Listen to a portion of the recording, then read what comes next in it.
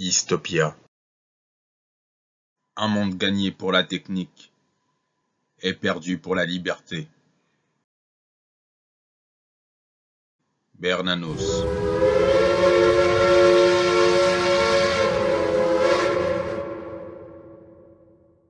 Chers auditeurs, bonjour, bienvenue dans ce numéro un petit peu spécial du Contre-Journal.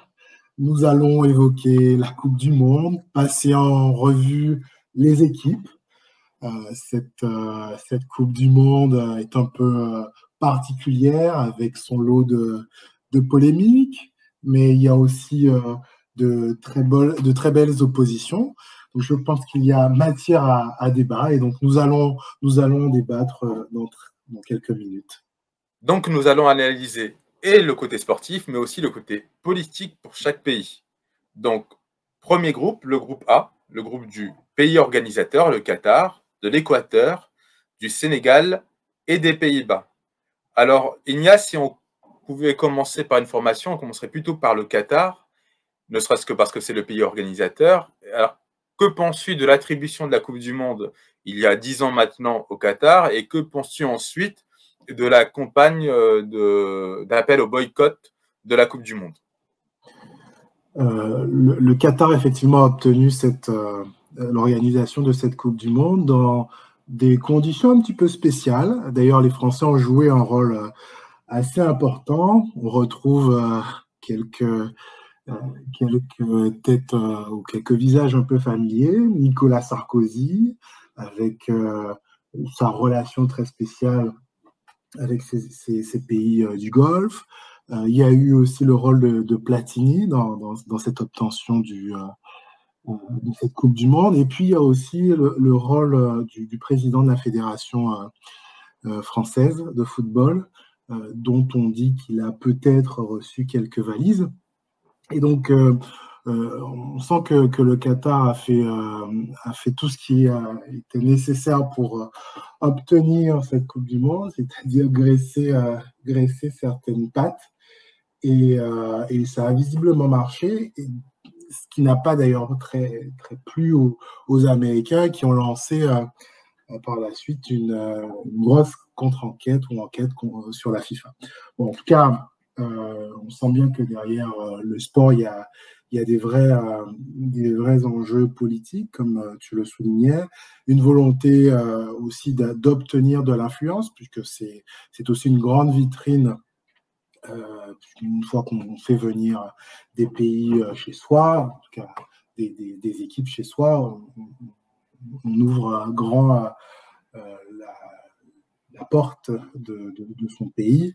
Et donc, j'imagine qu'ils avaient la volonté de gagner un petit peu plus en influence, de pouvoir un peu plus peser par rapport à Dubaï ou d'autres, ou aux Émirats, oui, à Dubaï, aux Émirats arabes unis.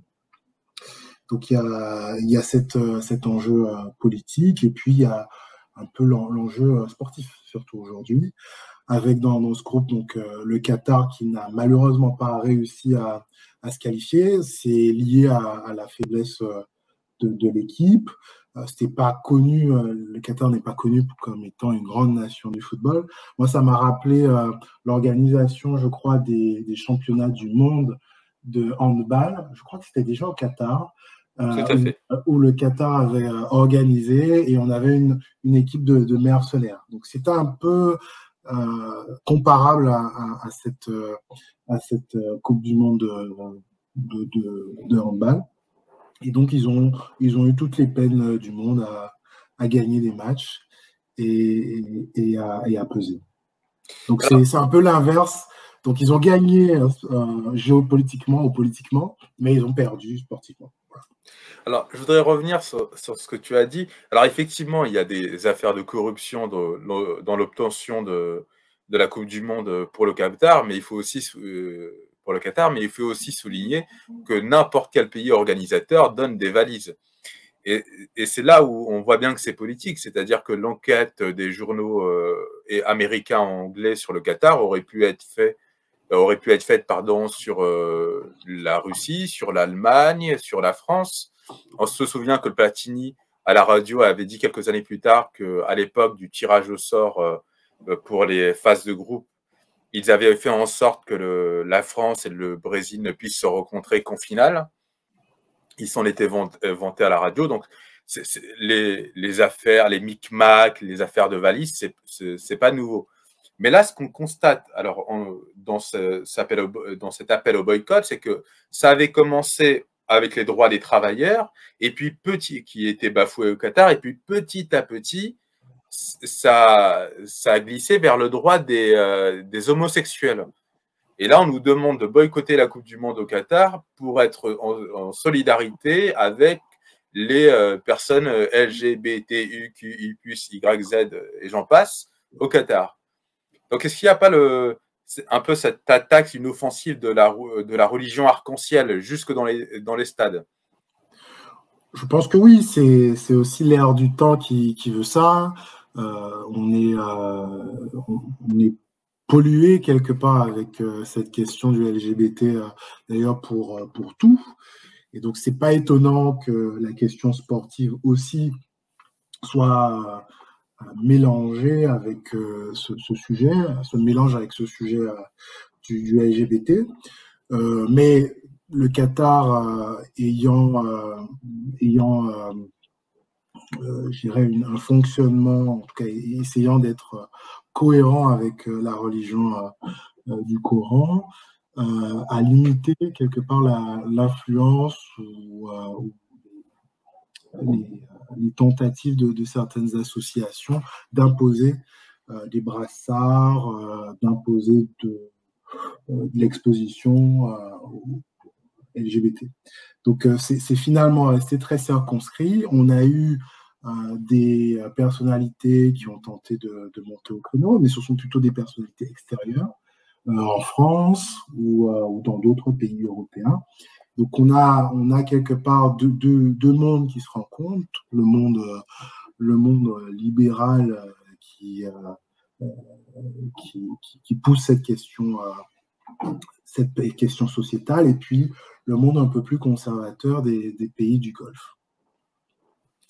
Alors, Ignace, on va revenir sur ton analyse sportive des performances du Qatar. Alors, un peu déçu personnellement par la prestation du Qatar, puisque le Qatar avait préparé ce mondial en étant pays invité à la Copa América, la Coupe d'Amérique du Sud, où ils n'avaient pas passé les phases de poule, mais tout de même, ils n'avaient pas été ridicules.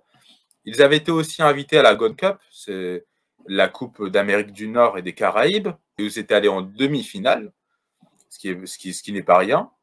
Et là, je pensais qu'ils allaient être un peu... Alors, je les voyais en moins huitième au minimum, même si le groupe est difficile avec le Pays-Bas, le Sénégal et l'Équateur. Et comme tu nous l'as dit, aucun point, que des défaites. Et surtout, on a vu qu'ils n'étaient pas prêts physiquement. Et dès le premier match, face aux Équatoriens, qui eux jouent à Quito, en altitude, et qui ont des poumons bien gonflés, ils ont été mangés physiquement. Ils ont été mangés physiquement par les Sénégalais. Et puis, ils ont été mangés tactiquement par les Néerlandais. Est-ce qu'on peut dire que sur le plan de l'organisation, c'est une Coupe du Monde réussie pour l'instant pour le Qatar, mais que sur le plan sportif, c'est un peu raté, d'autant que le rival saoudien, lui, a effectué une performance de prestige en battant l'Argentine de Messi. Effectivement, oui. C'est un Qatar à deux visages où l'organisation est parfaite.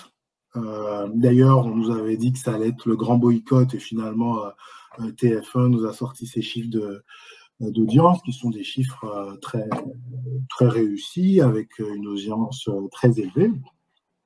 Donc ça montre qu'il y a quand même un engouement, mais l'équipe et la prestation de l'équipe ne suit pas. Après, c'est le lot des Coupes du Monde où le niveau est plus relevé que dans la Gold Cup ou d'autres compétitions. Donc ça peut s'entendre.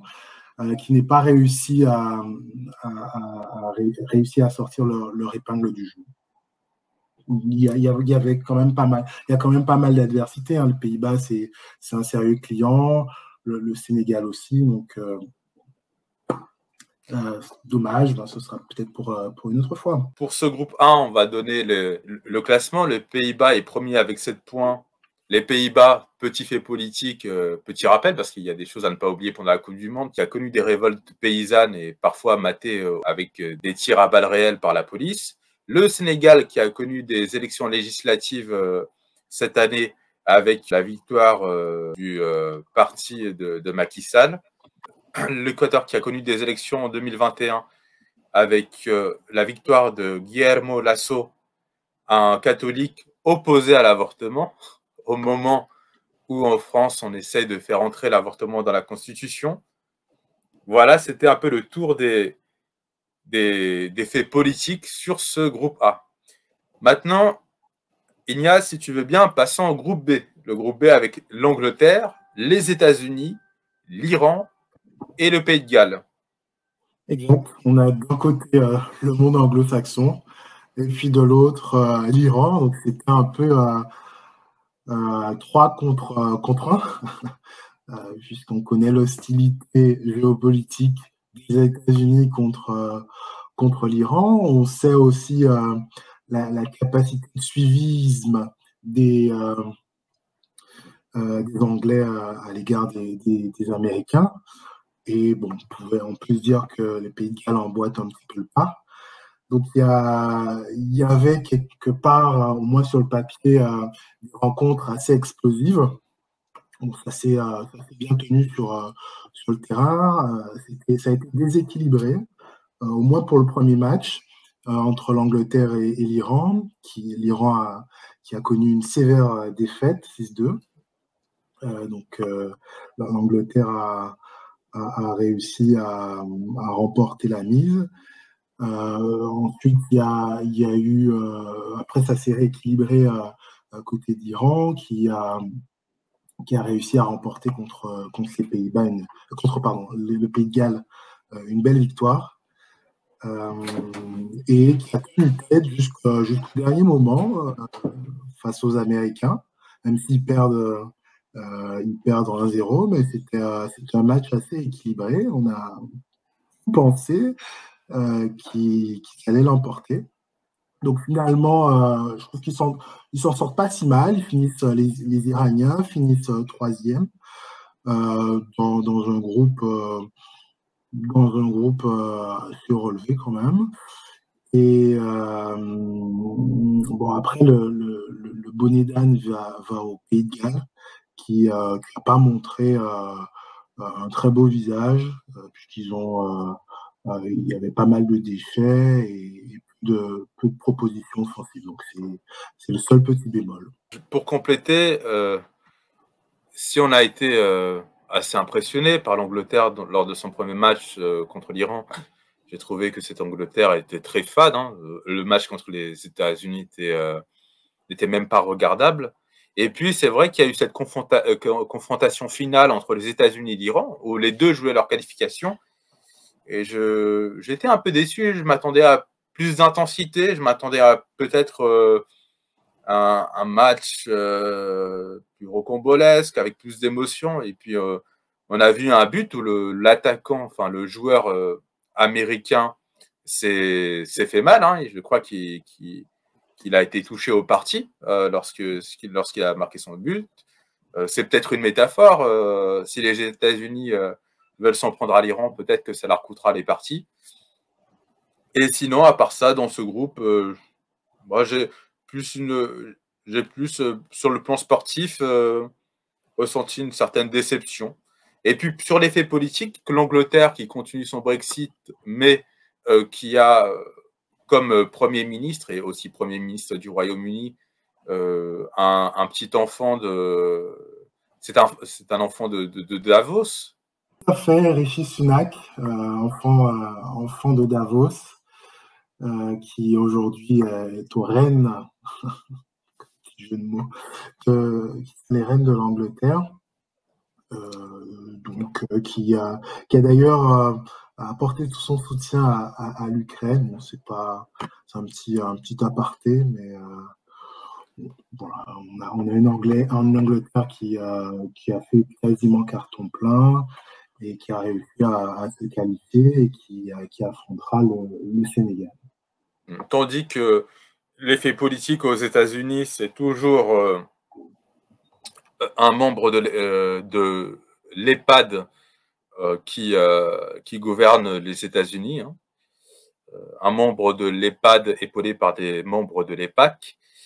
L'Iran connaît des révoltes, voire des émeutes très particulières, puisqu'on a vu aussi des Iraniens, il me semble, dans la partie kurde. Alors, pas tous les Kurdes d'Iran, mais on a vu quelques Kurdes se réjouir de l'élimination de l'Iran. Donc, on est dans une situation très tendue en Iran. Et puis, le Pays de Galles,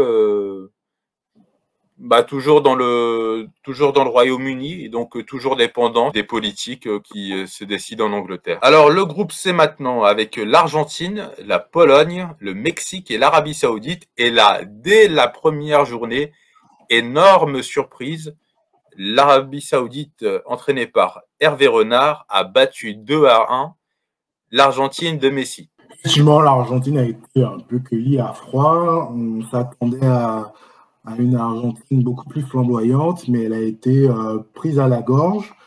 Je crois que le coaching du Français qui entraînait l'Arabie Saoudite a apporté aussi ses fruits, puisqu'il a un petit peu harangué ses joueurs pour leur dire de ne pas rester muets et d'aller remporter ce match. Donc ça a sans doute peut-être fait basculer la rencontre et en tout cas donné l'énergie suffisante pour gagner.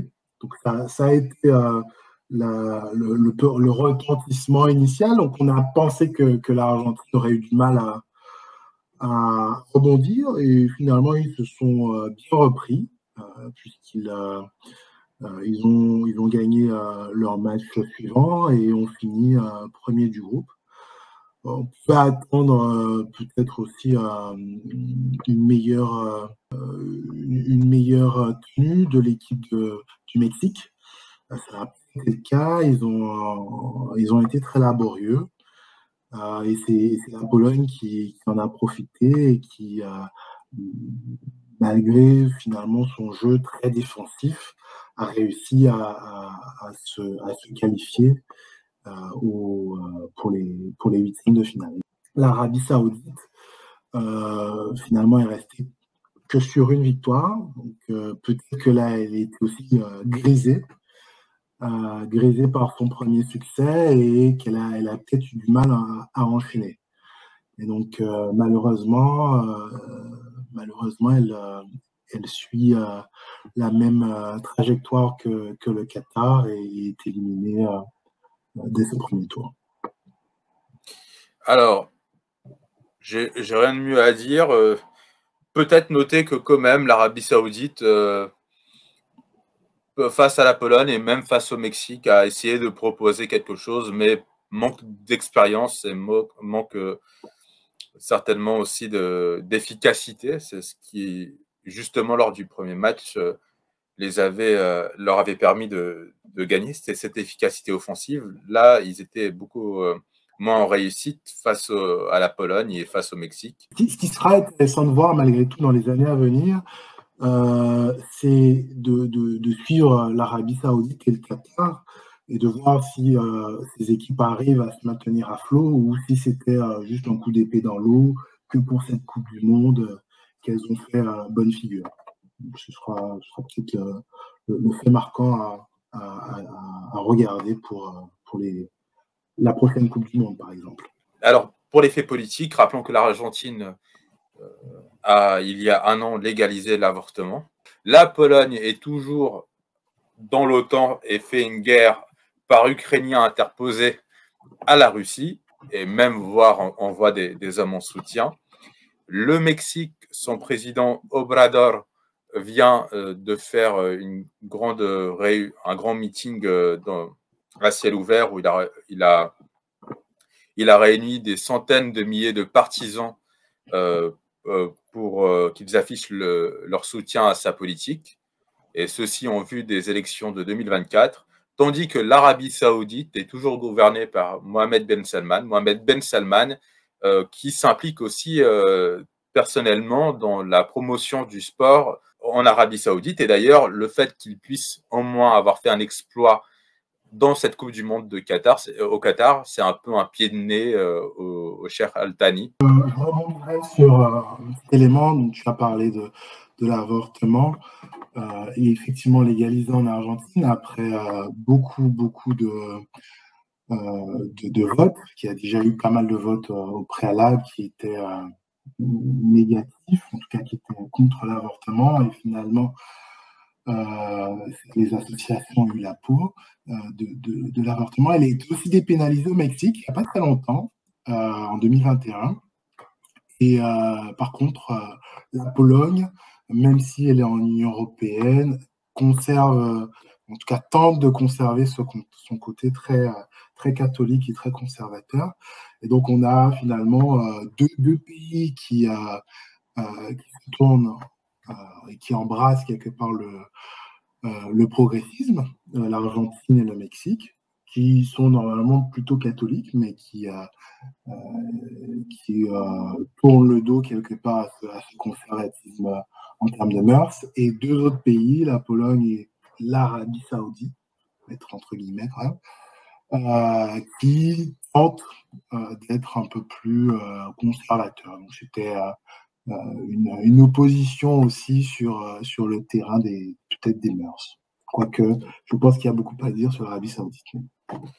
Alors maintenant, nous passons au groupe D avec la France, l'Australie, la Tunisie et le Danemark. Alors, Cocorico, nous nous sommes qualifiés au bout de 2 matchs, mais avec un 3e match contre la Tunisie, on a mis les remplaçants, assez inquiétant quand même sur le niveau des remplaçants. Mais pour tout dire, il est vrai qu'il y a eu pléthore de blessures avant le mondial et que ceux qui sont titulaires auraient certainement dû être remplaçants s'il n'y avait pas eu ces blessures. Et donc, les remplaçants, ce sont les remplaçants de remplaçants. Moi, je suis assez surpris, je dois dire. Je ne pensais pas, je n'ai pas regardé tous les matchs non plus, mais je ne pensais pas que la France allait finalement livrer de si belles prestations. Donc, agréablement surpris, parce que l'équipe semblait finalement bien s'entendre humainement. Les joueurs se trouvent bien, s'entendent bien, et donc la cohésion de groupe est toujours très importante pour que derrière que les actions de match puissent se conclure par des buts. Donc je trouve qu'il y a une belle harmonie et un bon fond de jeu. Donc comparativement à l'Euro où ça pouvait être un peu stérile, ou même à d'autres occasions. Ou même à la Coupe du Monde 2018, on se souvient que la phase de poule a été assez laborieuse en 2018. Exactement. Là, on a 2 grands matchs, enfin 2 grands, c'est exagéré, mais on a 2 bons matchs contre l'Australie et le Danemark. Et puis, il met les remplaçants contre la Tunisie. Et là, on sent que les remplaçants n'ont pas de niveau. Mais c'est vrai que si on prend l'Australie et le Danemark, on est agréablement surpris et par le niveau, enfin, pas surpris, mais on est rassuré par le fait que Mbappé est au niveau. Ça change un match de l'équipe de France. Et aussi par, il faut le dire, par Olivier Giroud. Parfois, les gens sont un peu injustes avec lui, mais il marque, il fait le travail, il pèse sur les défenses adverses. Exactement. Et d'ailleurs, il y avait de grosses critiques à son endroit lors de la précédente Coupe du Monde, parce qu'il n'avait pas marqué, mais il avait été très déterminant. Les gens se focalisent sur les buts, mais il y a tout le travail de disponibilité, de passe, qui est tout aussi indispensable. Et je pense qu'il a toujours cette capacité à bien servir. Et là, pour cette Coupe du Monde, il se trouve qu'il a fini et puis il met les buts. Et d'ailleurs, il a égalé le record de buts Thierry Henry. Donc c'est un joueur qui est très prolifique et très utile pour l'équipe. Alors, maintenant, nous allons passer à la surprise, les deux surprises d'ailleurs de ce groupe. Premièrement, c'est le niveau de l'Australie. Et ensuite, c'est la faiblesse de ce Danemark qui nous avait impressionné lors de l'Euro 2021. Et là, collapsus, plus rien. Le Danemark finit avec un match nul contre la Tunisie, dernier du groupe. La Tunisie est 3e avec 4 points, avec une victoire contre la France 1-0 à la fin. D'ailleurs, il s'en est fallu de peu pour que la Tunisie passe. Il eût fallu que l'Australie fasse match nul lors du dernier match contre le Danemark. Et là, on est quand même, à titre personnel, l'Australie m'a fait une bonne impression. C'est pas le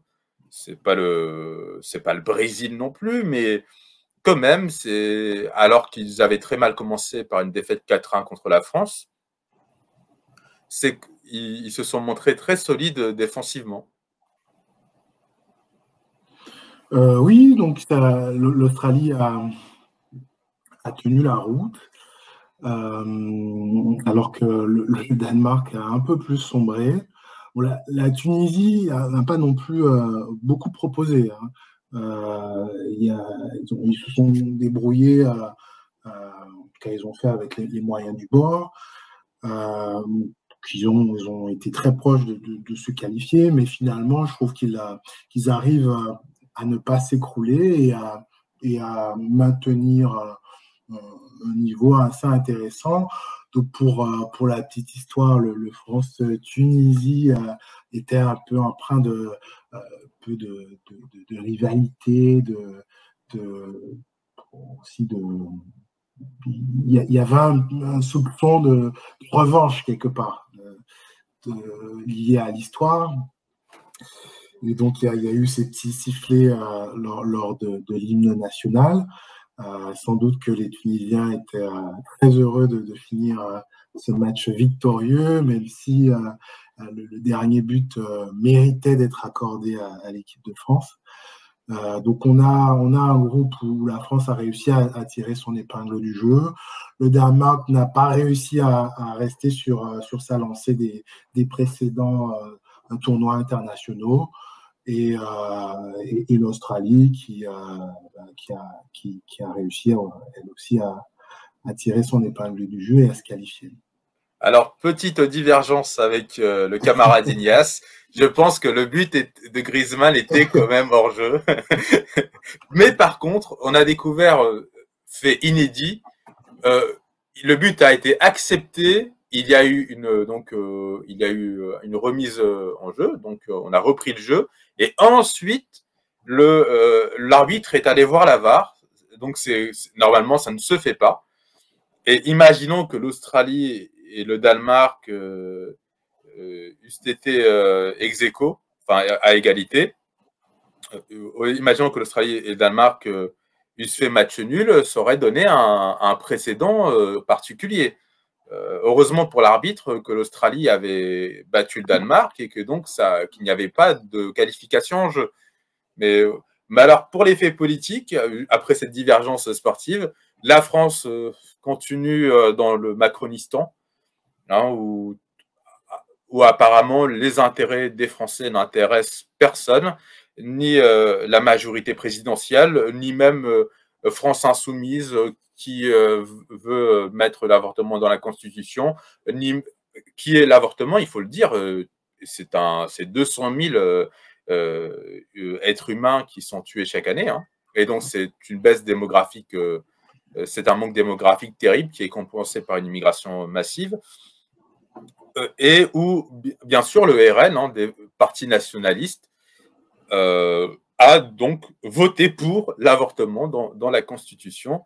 Le nationalisme, à mon avis, est très particulier en 2022 en France. Alors, tout petit bémol, parce qu'il y a quand même 32 députés du RN qui se sont opposés sur les 89. Alors, félicitations à eux.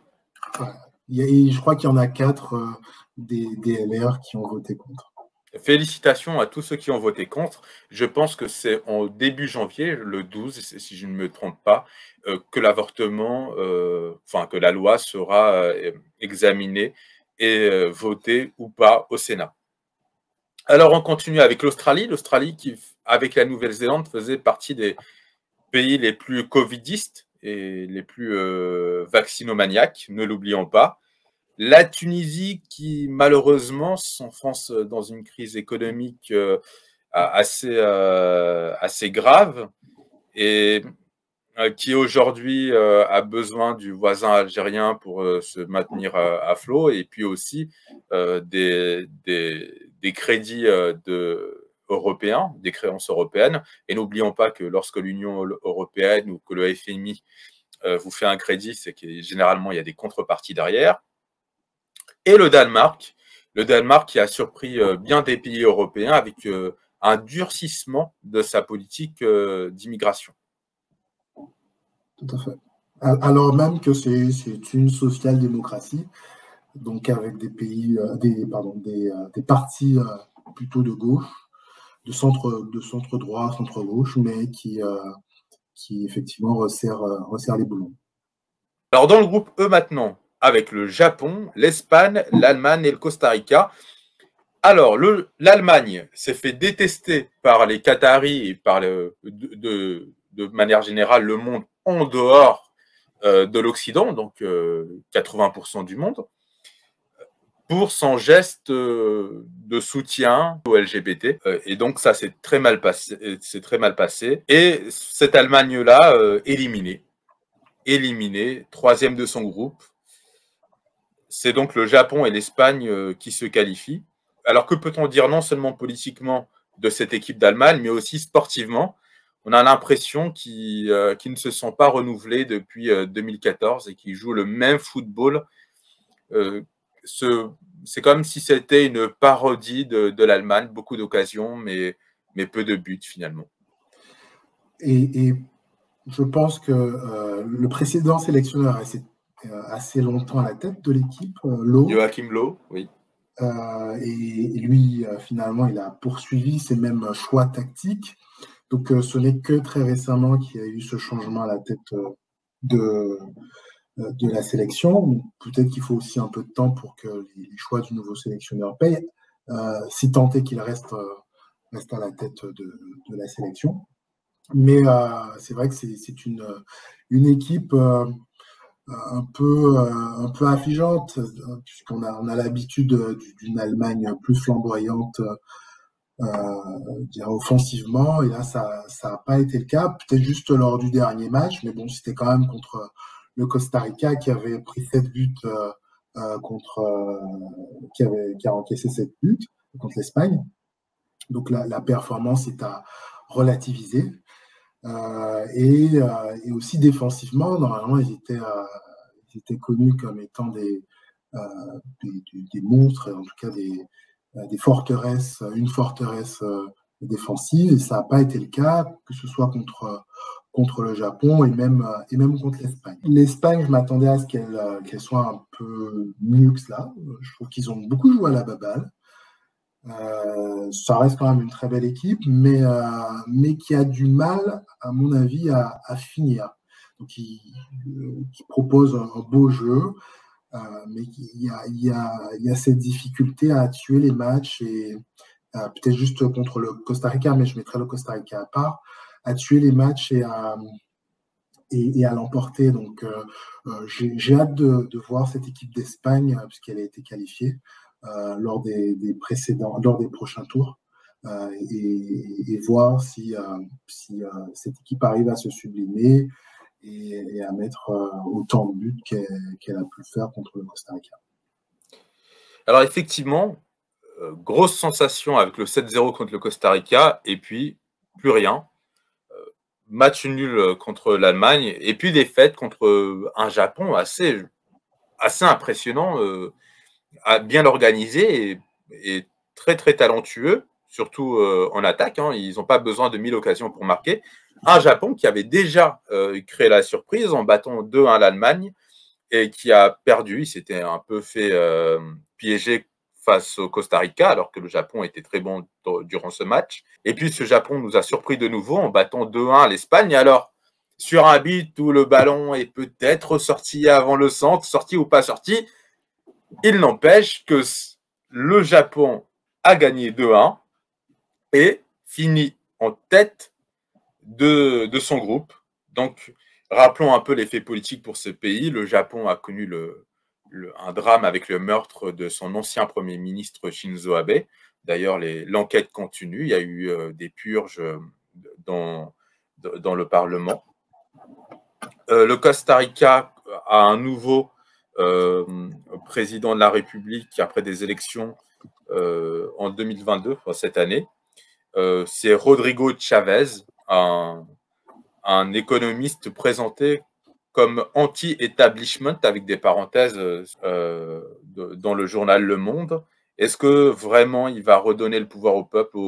Est-ce que c'est une nouvelle baudruche? Nous le saurons à la fin de l'année. Et puis ensuite, une Espagne et une Allemagne qui s'enfoncent petit à petit dans la crise économique. Bon, l'Espagne, ça fait un moment, mais l'Allemagne, c'est assez inquiétant pour son industrie, puisqu'elle a de moins en moins accès au gaz qui lui était fourni par la Russie.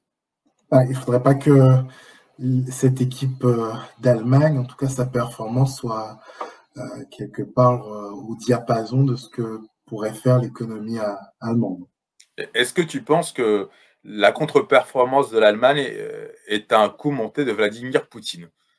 Je m'interroge très sérieusement. Nous nous interrogeons aussi. Et d'ailleurs, n'oublions pas qu'à propos de guerre en Ukraine, Zelensky a joué pour la Pologne. Tout à fait. Zelensky est partout, hein. On peut pas le. C'est un surhomme. On peut pas il joue. Il fait la guerre, il joue au foot et il fait du piano sans les mains. Alors, dans le groupe F, là aussi, une sensation avec le Maroc qui finit premier de son groupe, dans un groupe où il y avait quand même le Maroc, la Croatie, la Belgique et le Canada. Alors peut-être que c'est moins surprenant que le Japon, mais quand même, on se dit que finir premier du groupe, où il y a le deuxième et le troisième du dernier mondial, et avec un Canada qui n'est pas aussi faible qu'on aurait pu le penser, c'est quand même une sacrée performance. Alors, est-ce qu'on peut commencer en bon français par parler de la Belgique? La Belgique avait une équipe qui a été aussi assez peu renouvelée. C'est peut-être un constat assez proche de celui de l'Allemagne. Donc une équipe qui est à peu près la même depuis au moins 2014.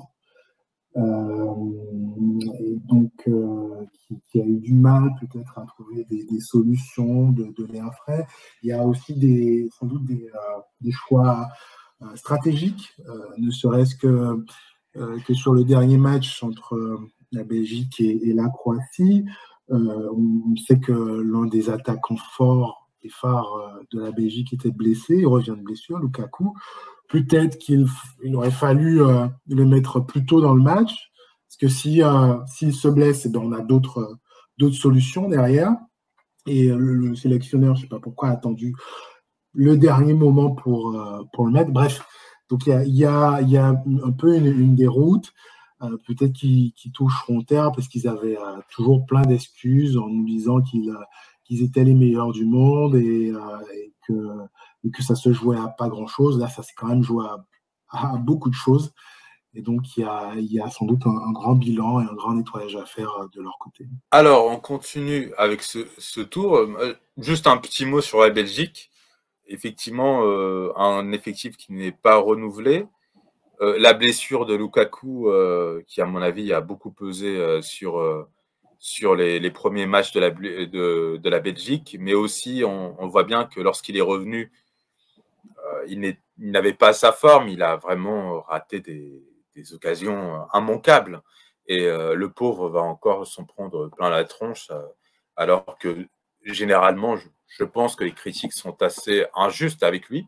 On passe à la Croatie qui avaient fait lors du premier match 0-0, lors du dernier aussi.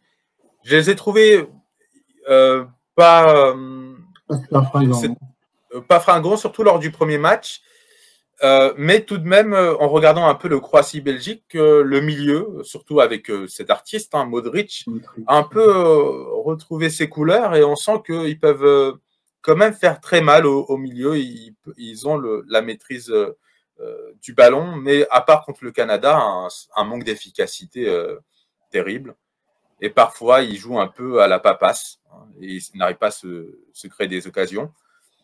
Le Canada, quant à lui, pour le Canada qui sera pays organisateur de la prochaine Coupe du Monde avec les États-Unis et le Mexique, le Canada aurait pu gagner le premier match contre la Belgique. Gros manque d'efficacité avec en plus un pénalty raté. Mais ce Canada n'a pas été ridicule finalement.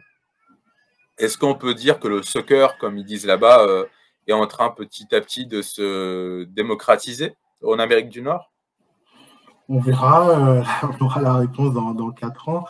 Et effectivement, ils ont aussi manqué d'efficacité, ne serait-ce que sur le dernier match contre le Maroc, où le gardien, je crois que c'est le gardien qui se trouve. Alors, c'est l'occasion de passer au Maroc. Le Maroc qui crée la sensation. Match nul contre la Croatie. Victoire 2-0 contre la Belgique. Et puis, victoire 2-1 contre le Canada. Une victoire peut-être contre le Canada, je dirais, un peu plus inquiétante pour les Marocains. On a vu qu'ils ont un peu joué à la papasse au bout d'un moment. Ils ont arrêté d'attaquer, ils se sont mis à défendre. Je l'ai trouvé ce match contre le Canada un peu en dessous. Je crois que c'est vraiment la prestation contre la Croatie et la Belgique qui ont été les plus impressionnantes. Alors, premier de ce groupe. Alors, c'est un Maroc avec quand même quelques grands joueurs. On pense à Hakimi, on pense à Ziyech. Que dire de la prestation du Maroc? Est-ce que tu les voyais premiers avec ce groupe-là avant la Coupe du Monde? Non, sur le papier, on n'imaginait pas qu'il peut-être deuxième, mais déjà une qualification, c'était déjà pas mal. Donc premier, c'est très bien, c'est excellent. Alors contre le Canada, moi je temporise.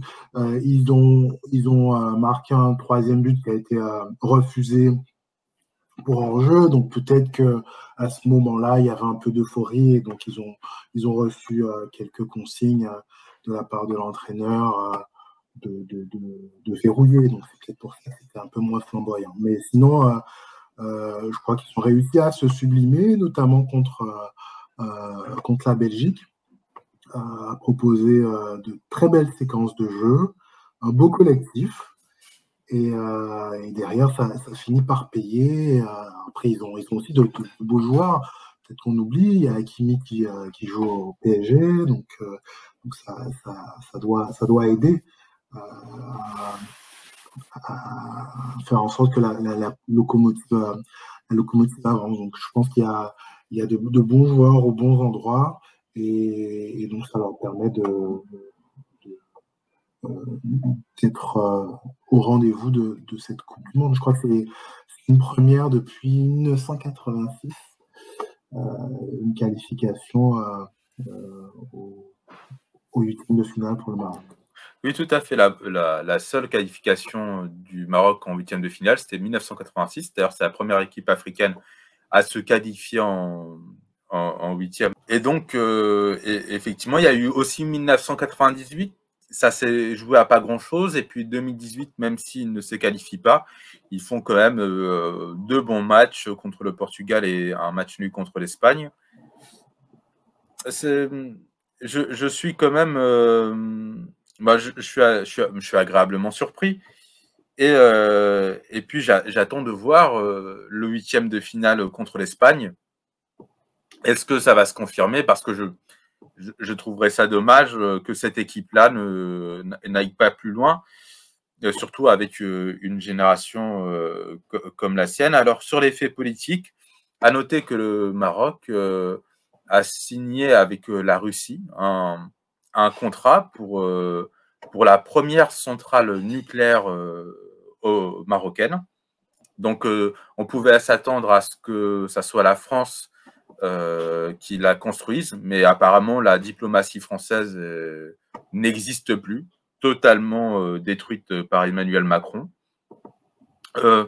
La Croatie, que dire politiquement, si ce n'est que peut-être, ne sait-on jamais, qu'elle sera impactée par les tensions de plus en plus importantes entre le Kosovo et la Serbie. La Belgique, l'œil du cyclone, dirons-nous, de l'Union européenne, avec cette capitale Bruxelles qui sert aussi de capitale pour tous les lobbyistes qui viennent, qui servent de porte-valise à la commission, dans la Commission européenne. Je crois que c'est aussi la capitale de l'OTAN. Hein. Aussi, oui. Siège de l'OTAN. Alors, peut-être autre point sont les débordements qu'il y a pu avoir en Belgique. Tout à fait. De la part de personnes originaires du Maroc, en tout cas, assimilées comme telles. Il y a eu des quartiers qui ont été très secoués, le quartier de Molenbeek, par exemple, en Belgique.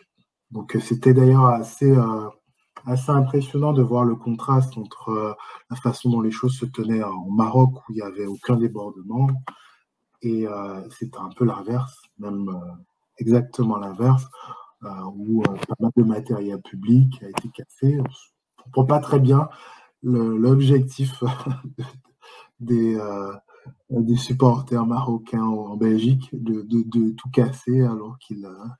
Alors, pour compléter, il y a eu deux pays, il y a eu la Belgique et les Pays-Bas, où il y a eu de la casse. Comme tu l'as dit, il y a un contraste assez terrible pour les pays européens, lorsqu'on voit comment les Marocains fêtent au Maroc la victoire, c'est-à-dire ils la fêtent normalement, et lorsqu'on voit une partie de, disons-le, la partie délinquante de l'immigration marocaine, où je pense qu'à mon avis, il n'y avait pas que des Marocains dedans. J'imagine que tous les quartiers de délinquance se sont passés le mot. C'était une occasion comme une autre. Hein. Je pense que le Maroc aurait pu faire match nul, qu'ils auraient tout cassé. Le Maroc aurait pu perdre, qu'ils auraient tout cassé. Le Maroc aurait pu ne même pas jouer, qu'ils auraient tout cassé. Et comme nous l'écrivions sur notre Twitter, il faut être deux pour danser un tango. Et donc, si la racaille peut se permettre ça, c'est qu'elle sait qu'elle a une impunité. Et donc là aussi, la question, c'est la question de la délinquance et de la criminalité, mais aussi la question des pouvoirs publics. Comment se fait-il qu'ils laissent faire? Et je pense que l'une des réponses à l'interrogation sur la différence avec le Maroc, mais pas qu'au Maroc, la diaspora dans les autres pays, Canada, États-Unis, les autres pays arabes, a fêté calmement et tout à fait normalement la victoire.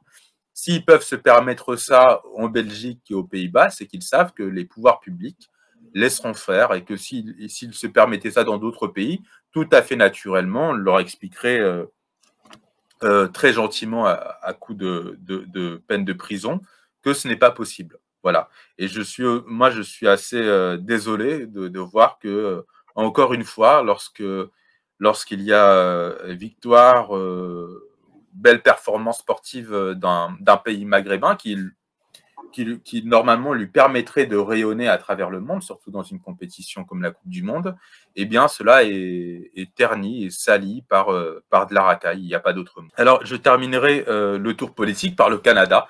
Le Canada, toujours gouverné par Justin Trudeau, qui est un peu notre Macron en hétéro, peut-être. Et le Canada, qui est un pays très covidiste, même si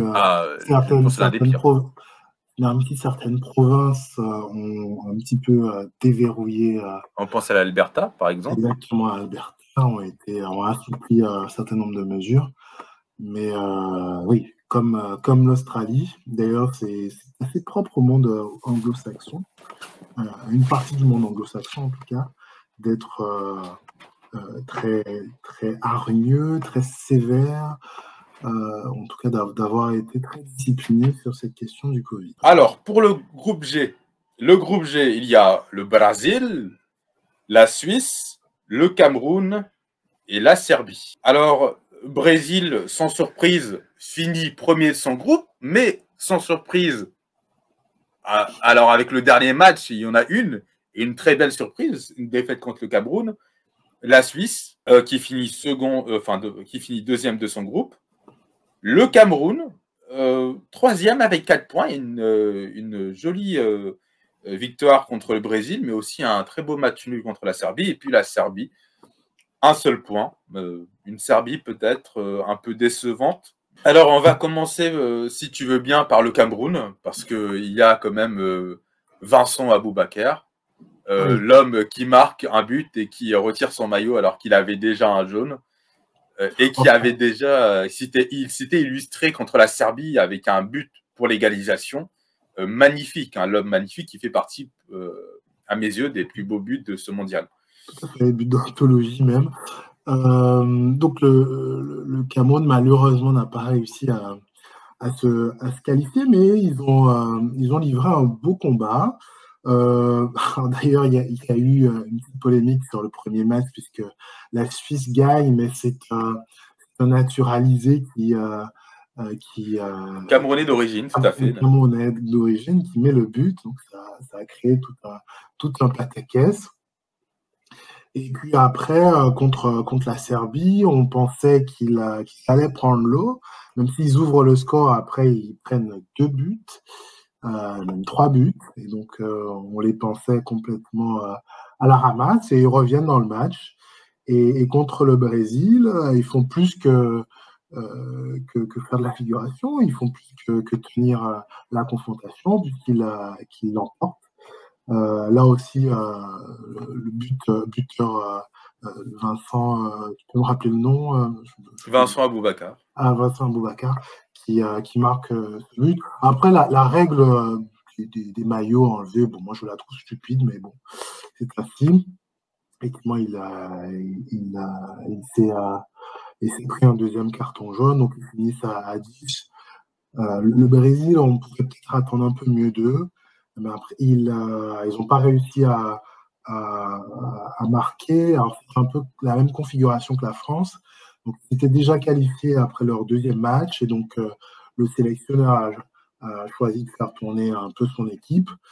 Alors, il y a un banc qui tient la route, mais qui a eu du mal à être tranchant dans les derniers mètres. Et surtout, on a pu constater que le Brésil était très dépendant de Neymar et qu'il y avait quand même un peu des difficultés à se trouver les occasions, puisque Neymar quitte dès le premier match, l'éternel blessé.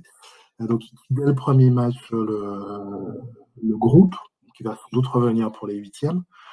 Donc, le groupe a dû faire sans lui et ça a été un peu ric-rac quand même. Et concernant la Serbie, donc oui, la Serbie a pu montrer un beau visage par moment, tout le moins contre le Cameroun et après aussi contre la Suisse. Donc on a un moment, je crois qu'ils étaient qualifiés. En tout cas, ils menaient au score. Mais ça n'a pas suffi. Il y a eu quelques erreurs de défense et qui ont permis à la Suisse de l'emporter. Et comme en 2014 et comme en 2018, d'ailleurs, la Suisse qualifiée pour le prochain tour, si je ne m'abuse, qualifiée en finissant deuxième, c'est un plutôt bon résultat. Ils vont se retrouver dans la même partie de tableau que la France. Et donc peuvent aussi nourrir quelques ambitions pour la suite de la compétition. Alors tu disais comme en 2018, et rappelons-nous qu'en 2018, la Suisse, la Serbie et le Brésil étaient aussi dans le même groupe. Et il y avait aussi une petite polémique en 2018, puisque il me semble que Shaqiri et un autre joueur d'origine kosovare avaient fait le signe de l'aigle à 2 têtes lorsqu'ils avaient marqué contre la Serbie. C'était un symbole kosovar et ça n'avait pas plu aux instances serbes. Alors, le Brésil, je... Attends, juste en termes de géopolitique, je crois que la Suisse reconnaît le Kosovo. Et c'est aussi l'une des tensions peut-être en arrière-plan de ce match, une tension géopolitique. La Suisse qui n'est pas d'ailleurs très loin de la Serbie, géographiquement. Donc, ça peut s'entendre que sur le terrain, il y ait des tentatives de provocation. Alors, sur le plan sportif, concernant le Brésil, chaque année, depuis 2006, on nous vend un Brésil du Joga Bonito. Et chaque année, on est un peu déçu. On a l'impression que ce Brésil s'est définitivement adapté au réalisme à l'européenne. Il y a eu déjà le premier choc lors de leur élimination de la belle génération de Socrates en 1982. Et là, c'est un pas de plus. Des attaquants de moins en moins beaux à voir, je veux dire par là, un foot de moins en moins artistique. Le grand Brésil nous manque, hein, ne serait-ce que sans remonter trop loin. La dernière fois qu'ils ont été champions du monde, ils avaient des prodiges, Ronaldo, Rivaldo, Ronaldinho, Roberto Carlos, Cafu. Enfin, c'était des noms qui nous faisaient rêver. C'est aussi une génération un peu exceptionnelle, hein, celle-ci. Donc, tout à fait. Le temps que le vivier revienne, se reforme. Alors, on a l'impression quand même que le Brésil ne produit plus ces génies-là. Alors, peut-on produire un Ronaldinho ou un Ronaldo? Est-ce qu'ils ne tombent pas un peu du ciel? Mais voilà, j'étais un peu déçu encore par ce réalisme froid. Je m'attendais à du plus beau football de la part du Brésil. La Suisse, très solide, avec sa génération qui continue de progresser et puis qui est là au rendez-vous. Le Cameroun qui en fait se fait disqualifier à cause du but qu'ils ont pris face à la Suisse de ce jeune, il me semble, c'est Mbolo. C'est ça. Si je dis pas de bêtises, voilà, c'est Mbolo qui marque et qui d'ailleurs n'a pas célébré son but. Et un Cameroun qui est miné par des problèmes en interne. Et c'est dommage parce qu'ils auraient pu faire une belle Coupe du Monde. Et puis une petite pensée à Samuel Eto'o, qui est président de la fédération camerounaise et qui avait dit que quand l'équipe du Cameroun va en Coupe du Monde, c'est pour gagner la Coupe du Monde. Et j'aime cet esprit-là, cette ambition, mais il faut se donner aussi les moyens de ces ambitions. Donc il faut faire une bonne préparation et pas seulement le dire. C'est peut-être ce qui manque un peu au Cameroun. Et puis cette Serbie, comme à son habitude, on se dit que c'est le football des Balkans, mais malheureusement, ils ne sont pas à la hauteur. Et il faut aussi bien comprendre que la Serbie, lorsque c'était encore la Yougoslavie, la plupart des joueurs étaient d'origine croate. Et puis, c'est devenu la Serbie-Monténégro qui avait joué une Coupe du Monde en 2006 où ils avaient fini dernier de leur groupe avec l'Argentine, les Pays-Bas et la Côte d'Ivoire. Et Serbie-Monténégro, au moment où ils vont jouer la Coupe du Monde, ils apprennent que le Monténégro a voté pour son indépendance. Il y avait même eu des déclarations de joueurs serbes qui disaient qu'ils ne marqueraient que pour la partie serbe du public. Bon, ils n'ont pas marqué beaucoup. Et donc voilà, c'est un peu cette déception. Et puis sur le fait politique, le Brésil qui connaît des élections, enfin qui a connu des élections assez mouvementées, dirons-nous. Il y a un recours de la part de Bolsonaro contre la victoire de Lula. Il considère que cette élection a été truquée. Rejeté, hein. Voilà. Le recours a été rejeté.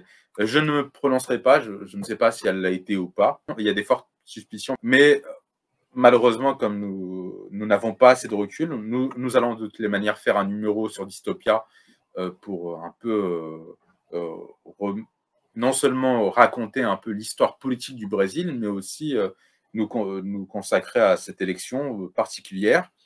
La Suisse qui, petit à petit, alors qu'elle est en dehors de l'Union européenne, vote les lois liberticides, vote les lois covidistes.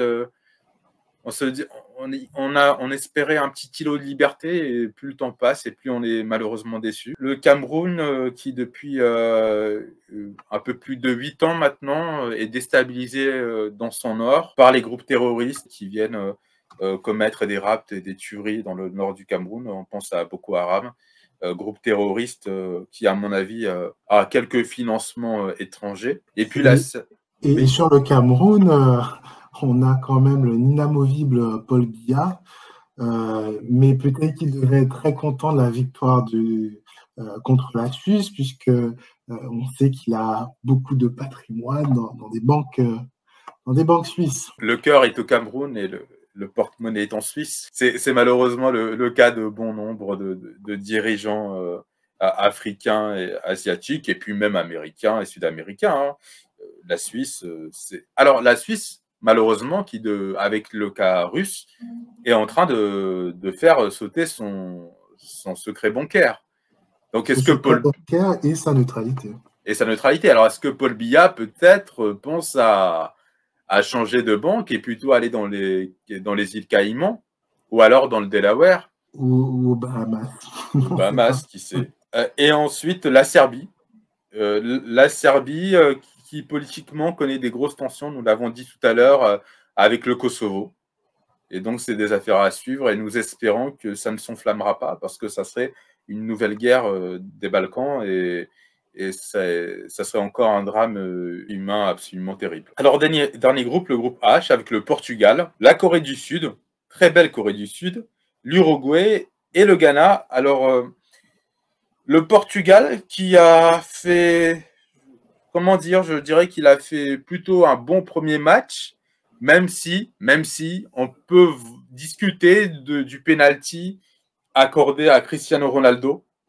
Mais peut-être que l'arbitre a considéré que le Ghanéen avait décoiffé Cristiano Ronaldo et que c'est interdit par le règlement de la FIFA. Peut-être. D'ailleurs, j'embraye, mais il a failli marquer dans le cheveu. Quoi qu'il arrive, on peut dire qu'il aura la coupe. Alors, le Portugal, donc, deux bons matchs et puis une défaite surprise contre la Corée du Sud.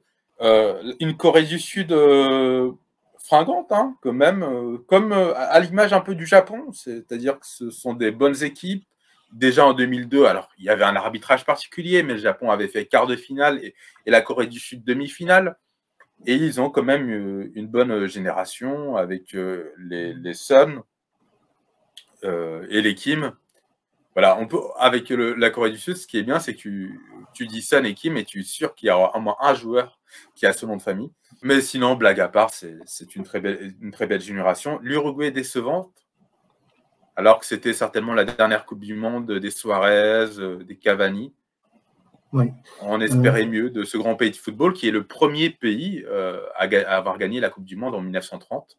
Ils avaient avant gagné 2 Jeux Olympiques. C'est pour ça que l'Uruguay a 4 étoiles, 2 Jeux Olympiques et 2 Coupes du Monde 1930 et 1950. On se dit que c'est une triste fin pour une génération aussi belle. Oui, c'est dommage. D'ailleurs, le dernier match, c'était un peu une réédition de 2010, de la Coupe du Monde 2010, entre le Ghana et l'Uruguay. L'Uruguay avait empêché le Ghana de se qualifier en 2010. Luis Suarez avec une main, une terrible main. Et puis derrière, le gardien uruguayen arrête le penalty. Le Ghana aurait dû normalement passer en demi-finale de la Coupe du Monde. En tout cas, là, ces deux équipes finalement sont éliminées, donc rentreront au bercail. Petit mot sur le Ghana. Le Ghana qui a bien joué, mais peut-être qui a trop voulu jouer, qui aurait dû à un moment fermer le jeu face au Portugal, qui a certainement manqué de réalisme. C'est dommage pour ce Ghana. Je trouve que c'était une belle équipe du Ghana, mais finalement, manque de réalisme, peut-être une génération, peut-être un peu trop de naïveté sur ce mondial, alors que le Ghana quand même est un pays habitué au mondial. Quart de finaliste en 2010, ils étaient en 8e de finale contre le Brésil en 2006, un match où ils étaient peut-être, en 2006, je me rappelle, tétanisés par l'adversité du Brésil, où ils auraient pu bien mieux faire, mais ils n'ont même pas essayé de jouer. C'est dommage.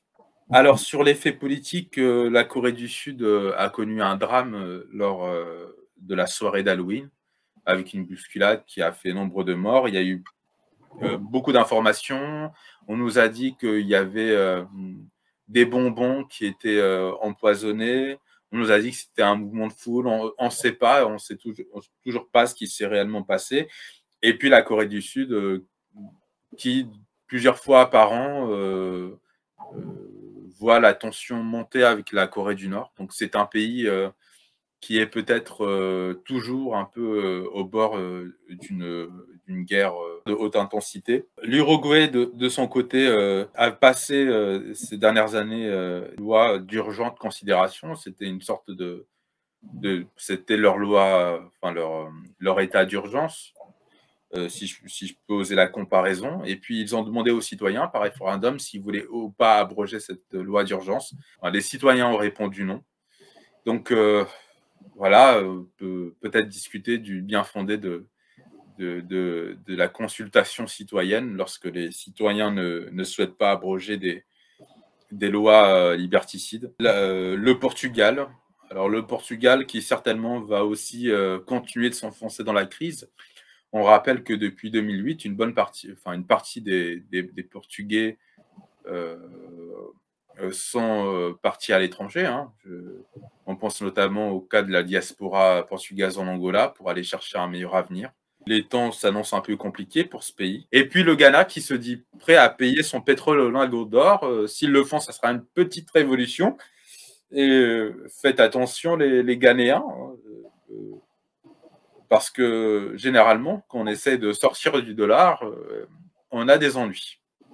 Alors après, la configuration un peu différente, par exemple, de celle de l'Irak de 2003, où Saddam Hussein avait tenté, ou même Kadhafi avait tenté de payer dans une autre monnaie que le dollar. Là avec la guerre ukraino-russe, peut-être qu'il y a une alternative, il y a une petite brèche qui s'ouvre pour faire autrement. Chers auditeurs, c'était le tour de la phase de groupe de cette Coupe du Monde au Qatar. Comme vous avez pu le remarquer, nous n'avons pas manqué l'occasion de faire un peu de politique, car de toutes les manières, Coupe du Monde ou pas, l'histoire s'écrit. Et d'ailleurs, elle s'écrit aussi à travers cette Coupe du Monde. Nous vous retrouvons très bientôt après les huitièmes de finale. Nous ferons un point sur les huitièmes de finale, toujours sur le plan sportif. Et puis, s'il y a des nouveautés politiques, nous vous en informerons. D'ici là, souhaitons la qualification de la France avec son T-Max Kylian Mbappé. Hein. C'est un moteur essence, hein, ça c'est pas de l'électrique, Kylian sur le terrain. Ignace, un mot de la fin? J'espère que cette Coupe du Monde donnera du beau jeu. On pourra voir de belles équipes à l'œuvre, en tout cas pour les éliminations directes. Donc moi, j'ai hâte de voir les prochaines confrontations et de pouvoir les commenter. Donc à très vite. À très vite.